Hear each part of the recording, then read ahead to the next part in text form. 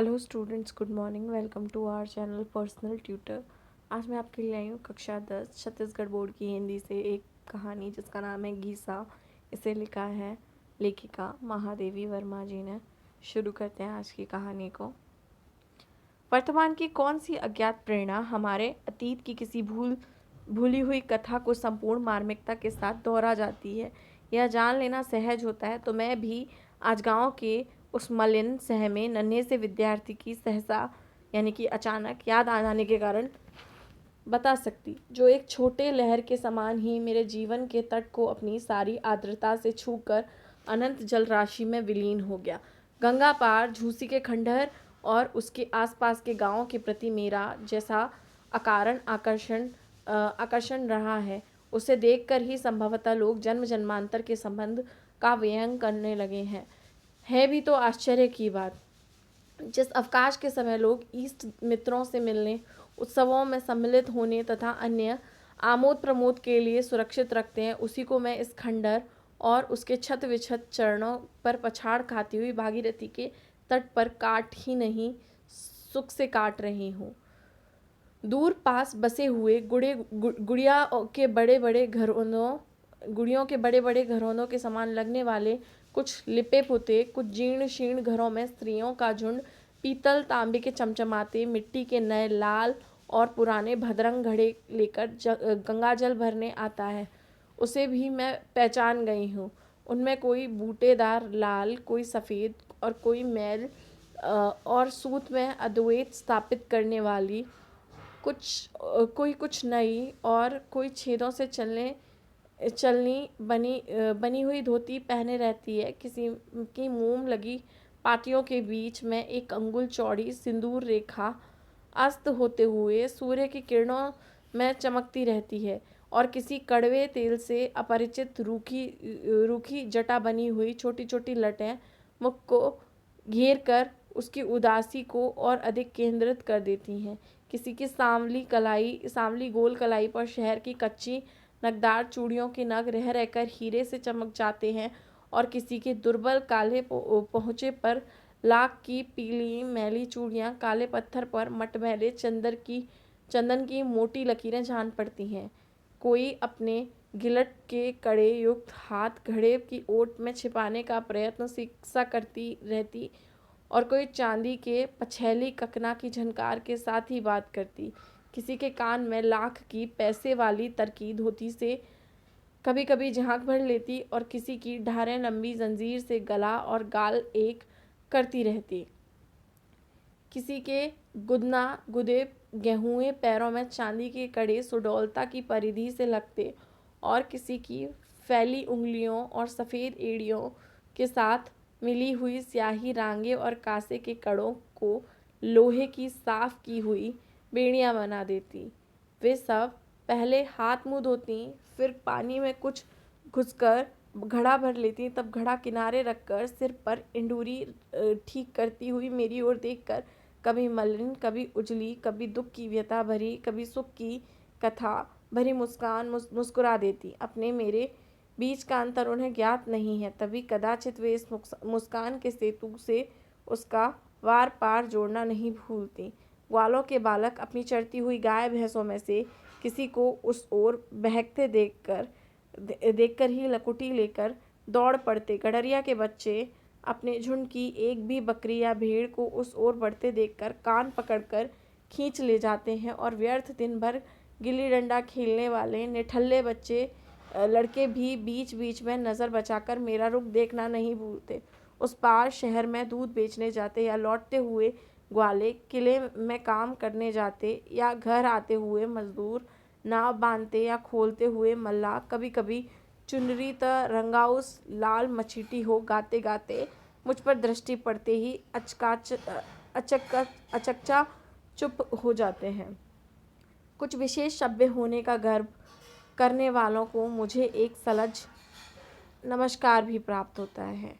कह नहीं सकती अब और कैसे मुझे उन बालकों को कुछ सिखाने का ध्यान आए, पर जब बिना कार्यकारिणी के निर्वाचन के, बिना पदाधिकारियों के चुनाव के, बिना भवन के, बिना चंदे की अपील के, और सारांश यह कि बिना किसी चिर परिचित समारोह के मेरे विद्यार्थी पीपल के पेड़ की घनी छाया में मेरे चारों ओर एक हो गए, तब मैं बड़ी कठिनाई से गुरु के उपयुक्त गंभीरता का भाव वहन कर सकी। और वे जिज्ञासु कैसे थे सो कैसे बताऊं। कुछ कानों में बालियां और हाथों में कड़े पहने दूल्हे कुर्ते और ऊंची धोती में नगर और ग्राम का सम्मिश्रण जान पड़ते थे।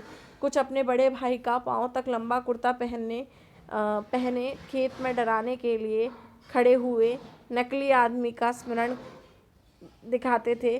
कुछ उभरी पसलियों, बड़े पेट और टेढ़ी दुर्बल टांगों के कारण अनुमान से ही मनुष्य संतान की परिभाषा में नजर आ सकते थे, और कुछ अपने दुर्बल, रूखे और मलिन मुखों की करुण सौम्यता और निष्प्रभ पीली आंखों में संसार भर की उपेक्षा बटोर बैठे थे। पर घीसा उनमें अलग ही रहा, और आज भी मेरी स्मृति में अकेला ही आता है। वह गोधूली मुझे अब तक नहीं भूली। संध्या के लाल सुनहरी आभा वाले उड़ते हुए दुकूल पर रात्रि ने मानो छुप कर अंजन की मूठ चला दी थी। मेरा नाव वाला कुछ चिंतित सा लहरों की ओर देख रहा था। बूढ़ी भक्तिन मेरी किताबें, कागज कलम आदि संभाल कर नाव पर रख बढ़ते अंधकार पर खिजलाकर बुदबुदा रही थी, या मुझे कुछ सन की बनाने वाले विधाता पर यह समझना कठिन था। बेचारी मेरे साथ रहते रहते 10 लंबे वर्ष काट आई है। नौकरानी से अपने आप को एक प्रकार की अभिभाविका मानने लगी है, परंतु मेरी सनक का दुष्परिणाम सहने के अतिरिक्त उसे क्या मिला। सहसा ममता से मेरा मन भर आया, परंतु नाव की ओर बढ़ते हुए मेरे पैर फैलते हुए अंधकार में से एक स्त्री मूर्ति को अपनी ओर आता देख ठिठक गए। सांवले, कुछ लंबे से मुखड़े में पतले स्याह ओठ कुछ अधिक सपाट हो रहे थे। आंखें छोटी पर वृथा से आर्द्र थीं। मलिन बिना किनारी की गाढ़े की धोती से उसके सलूका रहित अंगों को भांति भांति ढक लिया था, परंतु तब भी शरीर की सुडौलता का आभास मिल रहा था। कंधे पर हाथ रखकर वह जिस दुर्बल अर्धनग्न बालक को अपने पैरों से चिपकाए हुई थी, उसे मैंने संध्या के छुटपुटे में ठीक से नहीं देखा। स्त्री ने रुक रुक कर कुछ शब्दों और संकेतों में जो कहा, उसे केवल मैं यह समझ सकी कि उसके पति नहीं है। दूसरों के घर लीपने पोतने का काम करने वह चली जाती है, और उसका अकेला लड़का ऐसे ही घूमता रहता है। मैं इसे भी और बच्चों के साथ बैठने दिया करूं तो यह कुछ सीख ले। दूसरे इतवार को मैंने उसे सबसे पीछे अकेले एक ओर दुबक कर बैठे हुए देखा। पक्का रंग पर गठन में विशेष सुडौल, मलिन मुख जिसमें 2 पीली पर अश्वेत आंखें जड़ी सी जान पड़ती थी, कस कर बंद किए हुए पतले होठों की दृढ़ता और सिर पर खड़े हुए छोटे छोटे रूखे बालों की उग्रता उसके मुख की संकोच भरी कोमलता से विद्रोह कर रही थी। उभरी हड्डियों वाली गर्दन को संभाले हुए झुके कंधों से रक्तहीन मटमैली हथेलियों और टेढ़े मेढ़े कटे हुए नाखून युक्त हाथों वाली पतली बाहें ऐसे झूलती थी जैसे ड्रामा में विष्णु बनने वाली की 2 नकली भुजाएं। निरंतर दौड़ते रहने के कारण उस लचीले शरीर में दुबले पैर ही विशेष पुष्ट जान पड़ते थे। बस ऐसा ही था वह, ना नाम में कवित्व की गुंजाइश, ना शरीर में। पर उसकी सचेत आंखों में न जाने कौन सी जिज्ञासा भरी थी। वे निरंतर घड़ी की तरह खुली मेरे मुख पर टिकी रहती थी, मानो मेरी सारी विद्या बुद्धि को सीख लेना ही उसका ध्येय था। लड़के उससे कुछ खिंचे खिंचे से रहते थे, इसलिए नहीं कि वह कोरी था, वरन इसलिए कि किसी की माँ, किसी की नानी, किसी की बुआ आदि ने गीसा से दूर रहने का नितांत आवश्यकता उनके कान पकड़ पकड़ कर समझा दी थी। यह भी उन्हें बताया घीसा के सबसे अधिक कुरूप नाम का रहस्य। बाप तो जन्म से पहले ही नहीं रहा। घर में कोई देखने भालने वाला ना होने के कारण माँ उसे बंदरिया के बच्चे के समान चिपकाए फिरती थी। उसे एक ओर लिपटा कर जब वह मजदूरी के काम में लग जाती थी, तब पेट के बल घिसट घिसट कर बालक संसार के प्रथम अनुभव के साथ साथ इस नाम की योग्यता को भी सार्थक करता जाता था। फिर धीरे धीरे अन्य स्त्रियां भी मुझे आते जाते रोक कर अनेक प्रकार की भाव भंगिमा के साथ एक विचित्र सांकेतिक भाषा में गीसा की जन्मजात अयोग्यता का परिचय देने लगी। क्रमशः मैंने उनके नाम के अतिरिक्त और कुछ भी नहीं जाना। उसका बाप बड़ा ही अभिमानी था और भला आदमी बनने का इच्छुक। डलिया आदि बुनने का काम छोड़कर वह थोड़ी बड़ईगिरी सीख गया, और केवल इतना ही नहीं, एक दिन चुपचाप दूसरे गांव की युवती वधू लाकर उसने अपने गांव का सब सजातीय सुंदर बालिकाओं को उपेक्षित और उनके योग्य माता पिता को निराश कर डाला। मनुष्य इतना इतना अन्याय नहीं सह सकता, इतना अन्याय सह सकता है, परंतु ऐसे अवसर पर भगवान की असहिष्णुता प्रसिद्ध ही है। इसी से जब गांव के चौखट किवाड़ बनाकर और ठाकुरों के घरों में सफेदी कर कर उसने कुछ ठाट बाट से रहना आरंभ किया, तब अचानक हैजे के बहाने वह बुला लिया गया जहाँ ना जाने का बहाना ना उसकी बुद्धि सोच सकी ना अभिमान। पर स्थिति भी कम गर्वीली न निकली। वह बिना स्वर ताल के आंसू गिराकर, बाल खोलकर, चूड़ियाँ फोड़कर और बिना किनारे की धोती पहनकर जब उसने बड़े घर की विधवा का स्वांग भरना आरंभ किया, तब तो सारा समाज क्षोभ के समुद्र में डूबने उतरने लगा। उस पर घीसा बाप के मरने के बाद हुआ तो वास्तव में 6 महीने बाद, परंतु उस समय के संबंध में क्या कहा जाए, जिसका कभी एक क्षण हर वर्ष के समान बीतता है और कभी एक वर्ष क्षण हो जाता है। इसी से यदि वह 6 मास का समय रबर की तरह खिंचकर 1 साल की अवधि तक पहुंच गया, तो इसमें गांव वालों का क्या दोष। यह कथा अनेक शीपकोमय विस्तार के साथ सुनाई गई तो मेरा मन फेरने के लिए और मन फिरा भी, परंतु किसी सनातन नियम से कथावाचक की ओर न फिरकर कथा के नायकों की ओर फिर गया और इस प्रकार घीसा मेरे और अधिक निकट आ गया। वह अपना जीवन संबंधी अपवाद कदाचित पूरा नहीं समझ पाया, परंतु अधूरे का भी प्रभाव उस पर कम ना था, क्योंकि वह सबको अपनी छाया से इस प्रकार बचाता रहता मानो उसे कोई छूत की बीमारी हो। पढ़ने, उसे सबसे पहले समझने, उसे व्यवहार के समय स्मरण रखने, पुस्तक में भी एक धब्बा न लगाने, स्लेट को चमचमाती रखने और अपने छोटे से छोटे काम का उत्तरदायित्व बड़ी गंभीरता से निभाने में उसके समान कोई चतुर ना था। इसी से कभी कभी मन चाहता था कि उसकी माँ से उसे मांग ले जाऊं और उसे अपने पास रखकर उसके विकास की उचित व्यवस्था कर दूं, परंतु उस उपेक्षिता पर माननीय विधवा होने का एक ही सहारा था। वह अपने पति का स्थान छोड़ने पर प्रस्तुत न होगी, वह भी मेरा मन जानता था, और उस बालक के बिना उसका जीवन कितना दुर्वह हो सकता है यह भी मुझसे छिपाना था। फिर 9 साल के कर्तव्यपरायण घीसा की गुरु भक्ति देखकर उसकी मातृभक्ति के संबंध में कुछ संदेह करने का स्थान ही नहीं रह जाना था। और इस तरह घीसा वहीं और उन्हीं कठोर परिस्थितियों में रहा जहाँ क्रूरतम नियति ने केवल अपने मनोविनोद के लिए उसे रखा था। शनिश्चर के दिन वह अपने छोटे दुर्बल हाथों से पीपल की छाया और गोबर मिट्टी से पीला चिकनापन दे आता था। फिर इतवार को माँ के मजदूरी पर जाते ही एक मैले फटे कपड़ों में बंधी मोटी मोटी रोटी और कुछ नमक या थोड़ा चबेना और गुड़ की डली बगल में दबाकर पीपल की छाया को एक बार फिर झाड़ने बुरहाने के पश्चात वह गंगा के तट पर आकर बैठता और अपनी पीली सतेज आंखों पर क्षीण सावले हाथ की छाया कर दूर दूर दृष्टि दौड़ाता। जैसे ही उसे मेरी नीली सफ़ेद नाव की झलक दिखाई पड़ती, वैसे ही वह अपनी पतली पतली टांगों पर तीर के समान उड़ता और बिना नाम लिए हुए भी साथियों को सुनने के लिए गुरु साहब कहता हुआ फिर पेड़ के नीचे पहुंचता था। न जाने कितनी बार दोहराए तिहराए हुए कार्यक्रम की एक अंतिम आवृत्ति आवश्यक हो उठती।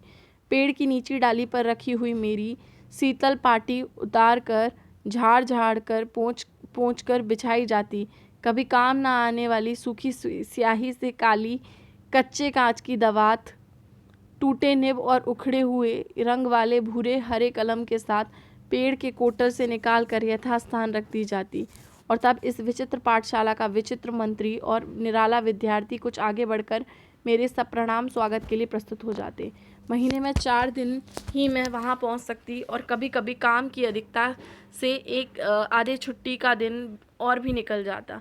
पर उस थोड़े से समय में और इन्हें गिने दिनों में भी उस बालक के हृदय का जैसा परिचय मिला, वह चित्र के एल्बम के समान निरंतर जीवन सा लगता।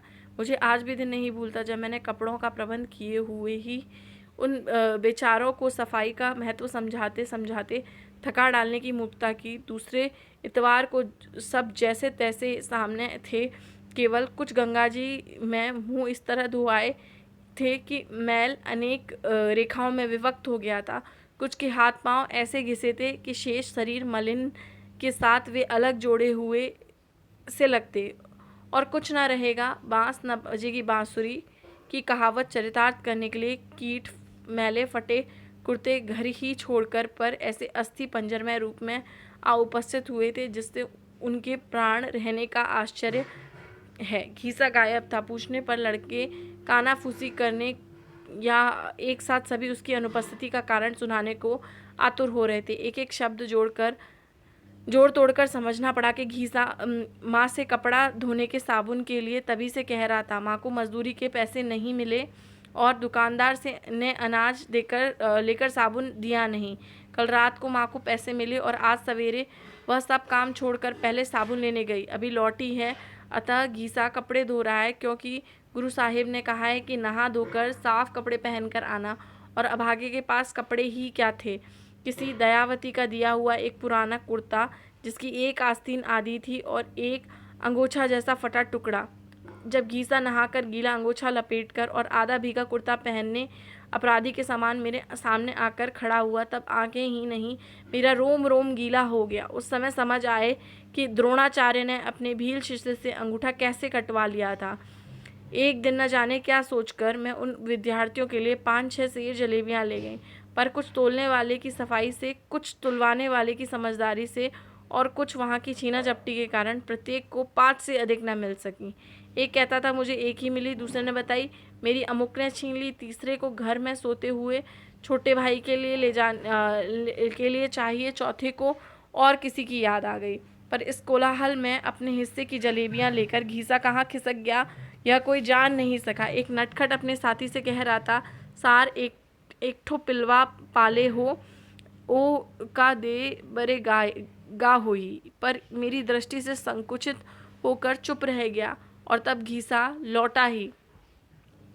उसका सब हिसाब ठीक था। जल गई वाले छन्ने में 2 जलेबियाँ लपेटकर वह माई के लिए छप्पर में खोस आया। उसने अपने पाले हुए बिना माँ के कुत्ते के पिल्ले को खिला दी और 2 वह स्वयं खा ली। और चाहिए पूछने पर उसकी संकोच भरी आंखें झुक गईं, होठ कुछ हिले। पता चला कि पिल्ले को उससे कम मिली हैं। दें तो गुरु साहब पिल्ले को ही एक और दे दें। और होली के पहले ही की ही एक घटना तो मेरी स्मृति में ऐसे गहरे रंगों से अंकित है जिसका भूल सकना सहज नहीं। उन दिनों हिंदू मुस्लिम वैमनस्य धीरे धीरे बढ़ रहा था और किसी दिन उसके चरम सीमा तक पहुंच जाने की पूर्ण संभावना थी। घीसा 2 सप्ताह पहले ही से ज्वर से पीड़ित था। दवा मैं भिजवा देती थी, परंतु देखभाल का कोई ठीक प्रबंध न हो पाता था। 2-4 दिन उसकी माँ स्वयं बैठी रही, फिर एक अंधी बुढ़िया को बैठाकर काम पर चली गई। इतवार की सांझ को मैं बच्चों को विदा दे रही थी, घीसा को देखने चली, परंतु पीपल के 50 पग दूर पहुँचते पहुँचते उसी को डगमगाते पैरों से गिरते पड़ते अपनी ओर आते देखा तो मेरा मन उद्विग्न हो उठा। वह तो इधर 15 दिन से उठा ही नहीं था, अतः मुझे उसके सन्निपात ग्रस्त होने का संदेह हुआ।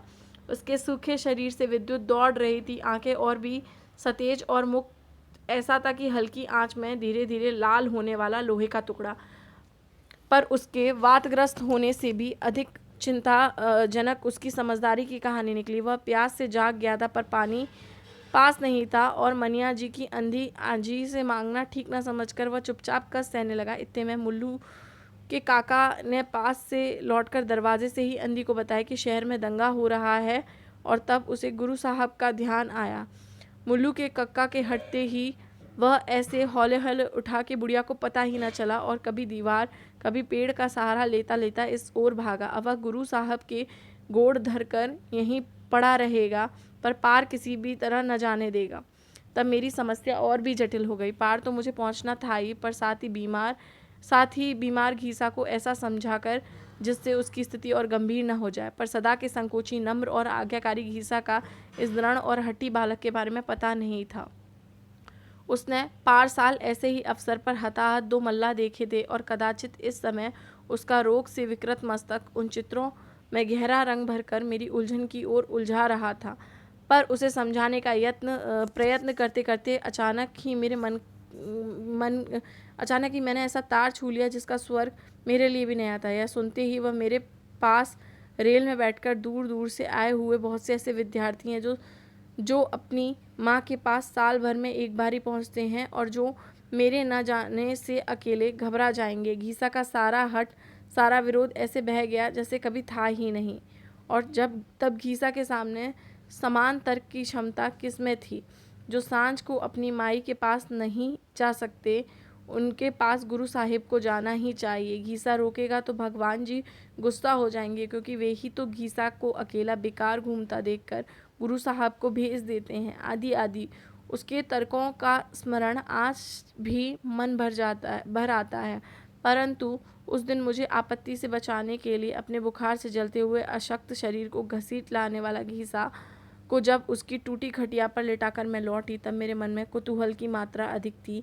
इसके उपरांत घीसा अच्छा हो गया और धूल और सूखी पत्तियों को बांध कर उन्मत्त के समान घूमने वाली गर्मी की हवा से उसका रोज संग्राम छिड़ने लगा। झाड़ते झाड़ते ही वह पाठशाला धूल धूसरित होकर भूरे, पीले और कुछ हरे पत्तों की चार में छिपकर कंकाल शेषी शाखाओं से उलझते सूखे पत्तों को पुकारते वायु की संतप्त सरसर में मुखरित होता उस भ्रांत बालक को चिढ़ाने लगती। तब मैंने तीसरे पहर से संध्या समय तक वहाँ रहने का निश्चय किया, परंतु पता चला घीसा किसके साथ ही आंखों को मलता और पुस्तक से बार बार धूल झाड़ता हुआ दिन भर वहीं पेड़ के नीचे बैठा रहा, मानो वह किसी प्राचीन युग का तपोव्रती अनागरिक ब्रह्मचारी हो, जिसकी तपस्या भंग करने के लिए ही लूके झोंके आते हों। इस प्रकार चलते चलते समय ने जब दाई छूने के लिए दौड़ी हुई बालक के समान झपट कर उस दिन पर उंगली धर दी, जब मुझे उन दिनों को छोड़ देना था। तब तो मेरा मन बहुत अस्थिर हो उठा। कुछ बालक उदास थे और कुछ खेलने की छुट्टी से प्रसन्न। कुछ जानना चाहते थे कि छुट्टियों के दिन चूने की टिपकियां रखकर गिने जाएंगे या कोयले की लकीरें खींचकर। कुछ के सामने बरसात में चूते हुए घर में 8 पृष्ठ की पुस्तक बचा रखने का प्रश्न था और कुछ कागजों पर चूहों के आक्रमण की ही समस्या का समाधान चाहते थे। ऐसे महत्वपूर्ण कोलाहल में घीसा न जाने कैसे अपना रहना आवश्यक समझ लेता था। अतः सदा के लिए आज भी मैं उसे न खोज पाई। जब मैं कुछ चिंतित सी वहाँ से चली गई, तब मन भारी हो रहा था, आंखों में कोहरा सा घिर आता था। वास्तव में उन दिनों डॉक्टरों को मेरे पेट में फोड़ा होने का संदेह हो रहा था। ऑपरेशन की संभावना थी। कब लौटूंगी या नहीं, यही सोचते सोचते मैंने फिर कर चारों ओर जो आर्द्र दृष्टि डाली, वह कुछ समय तक उन परिचितों के से भेंट कर वहीं उलझ रही। पृथ्वी के उच्छावास के समान उठते हुए धुंधलेपन में वे कच्चे घर आकंठ मग्न हो गए थे। केवल फूस के मटमैले और खपरेले के कत्थई काले छप्पर वर्षा में बड़ी गंगा के मिट्टी जैसे जल में पुरानी नावों के समान जान पड़ते थे। कछार की बालू में दूर तक फैले तरबूज और खरबूज के खेत अपने सिर की और फूस के रखवाली के लिए बनी पर्णकुटियों के कारण जल में बसे किसी आदिम द्वीप का स्मरण दिलाते थे। उनमें 1-2 दिए जल चुके थे। तब मैंने दूर पर एक छोटा सा काला धब्बा बढ़ते देखा। वह घीसा ही होगा, यह मैंने दूर से ही जान लिया। आज गुरु साहब को उसे विदा देना है, यह उसका नन्हा हृदय अपनी पूर्ण संवेदना शक्ति से जान रहा था, इसमें संदेह नहीं था। परंतु उस उपेक्षित बालक के मन में मेरे लिए कितनी सरल ममता है और मेरे विछोह पर कितनी गहरी व्यथा हो सकती है, यह जानना मेरे लिए शेष था। निकट आने पर देखा कि उस धूमिल गोधूलि में बादामी कागज पर लिखे चित्र के समान लगने वाला नंगे बदन घीसा एक बड़ा सा तरबूज दोनों हाथों में संभाले था, जिसमें बीच के कटे भाग में से भीतर से ईषत लक्ष्य ललाई चारों ओर के गहरे हरेपन में कुछ खिले हुए बंद गुलाबी फूल जैसा जान पड़ता था। घीसा के पास न पैसा था न खेत, तब क्या वह इसे चुरा लाया था? मन का संदेह बाहर आया ही, और तब मैंने जाना कि जीवन का खरा सोना छिपाने के लिए उस मलिन शरीर को बनाने वाला ईश्वर उस बूढ़े आदमी से भिन्न नहीं, जो अपनी सोने की मोहर को कच्ची मिट्टी की दीवार में रखकर निश्चिंत हो जाता है। घीसा गुरु साहब से झूठ बोलना भगवान जी से झूठ बोलना समझता है। वह तरबूज कई दिन पहले देख आया था। माई के लौट जाने क्यों देर हो गई, तब उसे अकेले ही खेत पर जाना पड़ा। वहाँ खेत वाले का लड़का था, जिसकी उसके नए कुर्ते पर बहुत दिन से नजर थी। प्राय सुना सुना कर कहता रहता था कि जिनकी भूख झूठी पत्तल से बुझ सकती है, उनके लिए परोसा लगाने वाले पागल होते हैं। उसने कहा, पैसा नहीं है तो कुर्ता देते जाओ, और घीसा आज तरबूज न लेता तो कल उसका क्या रहता। इससे कुर्ता दे आया, पर गुरु साहब को चिंता करने की आवश्यकता नहीं, क्योंकि गर्मी में वह कुर्ता पहनता ही नहीं और आने जाने के लिए पुराना ठीक रहेगा। तरबूज सफ़ेद ना हो इसलिए कटवाना पड़ा। मीठा है या नहीं यह देखने के लिए उंगलियों से कुछ निकाल भी लेना पड़ा। गुरु साहब न लें तो घीसा रात भर रोएगा, छुट्टी भर रोएगा। ले जाएं तो वह रोज़ नहा धोकर पेड़ के नीचे पढ़ा हुआ पाठ दोहराता रहेगा और छुट्टी के बाद पूरी किताब पट्टी पर लिखकर दिखा सकेगा। और तब अपने स्नेह से प्रलब्ध उस बालक के सिर पर हाथ रखकर मैं भावातिरेक से निश्चल हो रही।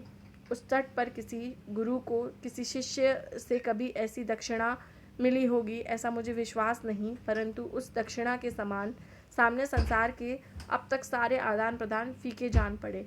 फिर घीसा के सुख का विशेष प्रबंध कर मैं बाहर चली गई और लौटते लौटते कई महीने लगे। इस बीच में उसका कोई समाचार न मिलना ही संभव था।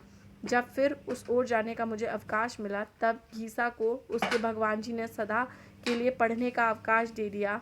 आज वह कहानी दोहराने की मुझ में शक्ति नहीं है, पर संभव है आज के कल, कल के कुछ दिनों के मास के वर्ष बन जाने पर मैं दार्शनिक के समान धीर भाव से उस छोटे जीवन का उपेक्षित अंत बता सकूंगी। अभी मेरे लिए इतना ही पर्याप्त है कि मैं अन्य मलिन मुखों से उसकी छाया ढूंढती रहूं।